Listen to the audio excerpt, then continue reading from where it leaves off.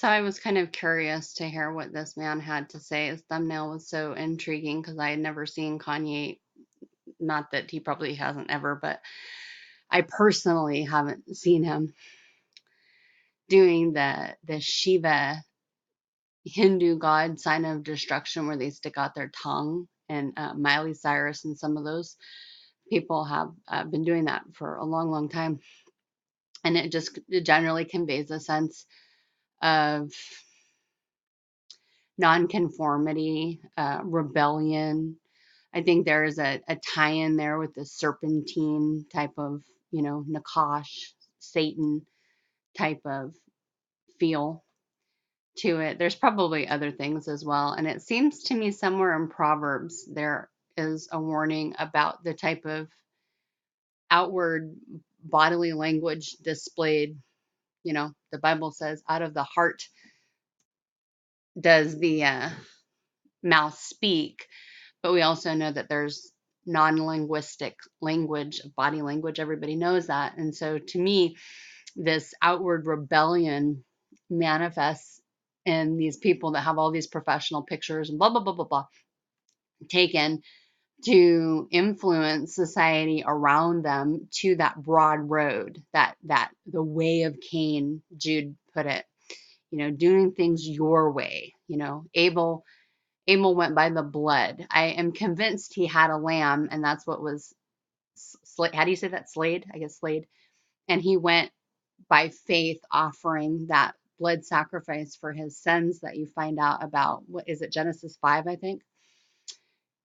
And then, of course, you have Cain, and he's like, I'm going to do things my way. I'm not going to be having no, you know, moment of listening to my parents where they got this new clothes, right? Because they were trying to do like fig fashion, right? And that just wasn't going to work.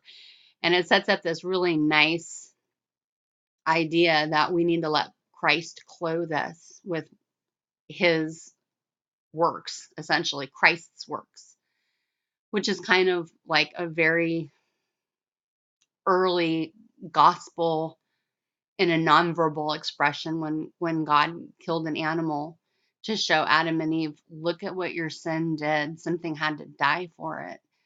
And we've already talked about the litany of other ramifications that Adam and Eve would bring upon themselves when the Nakash, Satan, Hasatan, Lucifer, tricked them and they were spiritually damned.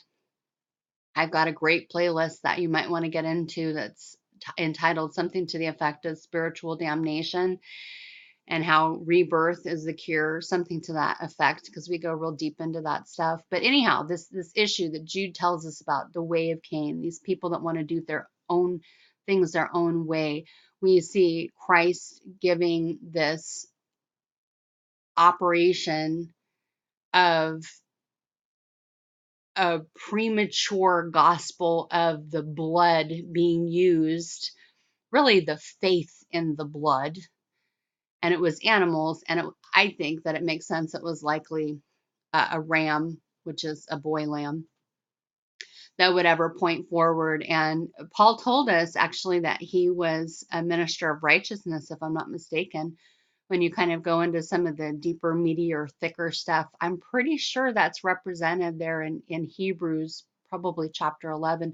But anyhow, so, there is this sense of conformity. There is this sense of going the way of God and whatever perspective implementations of early rich system of forgiveness, always through faith though, and faith acts, that God used. Abel, unfortunately, he did those things. He was blessed by God. And then his brother went, oh, no, you didn't. And he got mad at him and he killed him because he was all ticked off that when Cain tried to do things his own way, God went, what is this? You're giving me non-blood vegetables from the cursed earth. Are you serious? And Cain he was all mad. He's like, I'm going to take it out on someone. So he goes out in the field and he murders his brother. He's the first murder. So really, when Jude comes to the table and says, look, you're going to have a nightmare on your hands. And it's peppered in so well with all the other scriptures that go together, the wheat and the tares, that Christ warned us about. And so many scriptures. And my husband was even giving me some more last night. And I was just like, oh, I had not thought of that. Oh, I had not thought of that. So there's so many angles, that you can look at with what's happening with this showboat of Kanye. So anyhow, this way of Cain, this doing things my own way, sometimes he puts out a pseudo gospel that isn't half bad, and Christians go, yes, that's it, check, check, check, he's saved. I'm the Pope, and I can popishly proclaim upon him that he's saved. I think you're being naive if that's the position that you take.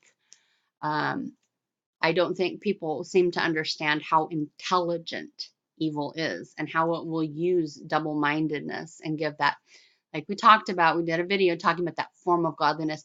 But anyhow, his thumbnail was so interesting. I don't know that this man is a Christian, especially when I check out over here something on his channel, and that just seems weird. But he's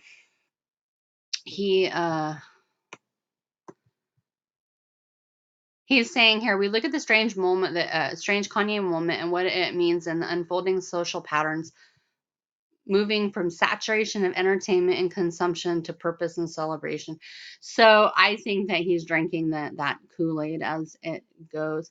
He talks here about the fool and the inversion. So I'm pretty certain you're not going to be getting no kind of biblical worldview. My name is Jonathan Peugeot, and I'd like to welcome. I would probably have to assume that wow, the symbolic world. He's probably New Age in some level. Here's the thumbnail. I don't think I can blow this up, but see, so here she is, and she's, not modest. Beautiful woman on the outside. Doesn't seem to be a lot operating there on the inside. He's doing the tongue stick out thing. See, I have not seen him do that. Have you? And then over here, you've got the whole, the somber white outfit, which actually white looks really, really good on him, but not the point. Entertainment field is about conveying messages through images. And in college, I took a pop culture class and I got an A in it. And I had a lot of fun. I really appreciated it. And it actually taught me to read in between the lines. So it actually added this incredible depth of perception and understanding to what is presented in teachings through the visual field of what you see around you in media, that had I not taken it, I would not have built this part of myself up to understand this stuff. So now that I know it, or that I can see it, or it's really nice to have spiritual discernment and that, because now it's more tools, right? There's more tools in the tool belt, and I like to talk about this stuff. Is a stand-in. Fake Mother Mary, kind of a. Then they've got other dude over here in the black cloak. That's weird. Now, and you might think, "Oh, you're making too much of that." And, these are just thoughts that I'm putting out. I don't know. Are they trying to make like a new Adam and Eve thing? I don't know.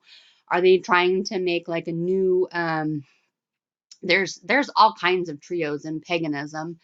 And even in the Egyptian stuff, I can't even think of what they're called right this second. But remember, the Bible didn't like it. It was talking about Israel was weeping for Tammuz, and then Tammuz's mother, and then there's a third entity, and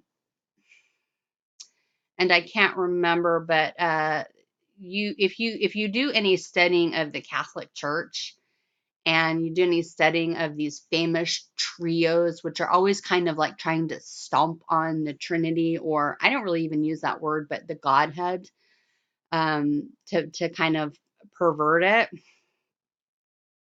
That's what I tend to wonder if they're trying to evoke here in this message. And I know that Kim, I'll try to find this if I can. Kim had she had a Mother Mary candle, but it was her face. Here it is. Oh, good grief. So Blessed Virgin Mary on candle. And so churchpop.com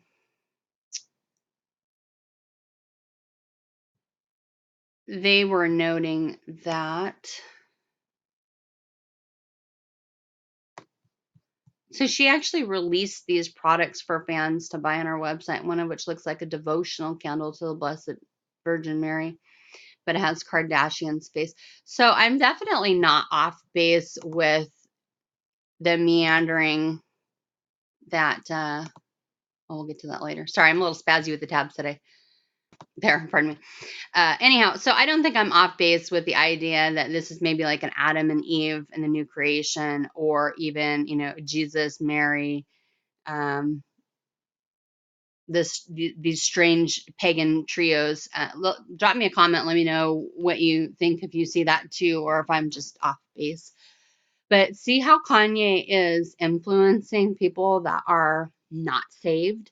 So I'm willing to bet, we won't get through it in this, but I'm willing to bet that his summation is that he sees one thing and then a transformation that it's very lovely at the end, and he's drawn into it. I'll let you hear a little. Best on Jesus Walks in 2004.